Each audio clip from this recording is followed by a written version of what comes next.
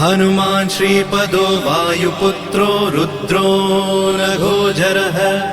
अमृत्यवीरवीरश्च ग्रामवासो जनाश्रयः धनदो निर्गुणः शूरो वीरो निधिपतिर्मुनिः पिङ्गाक्षो वरदो वाग्मी सीता शोकविनाशकः शिवः शर्वः परो व्यक्तो व्यक्तो धराधरः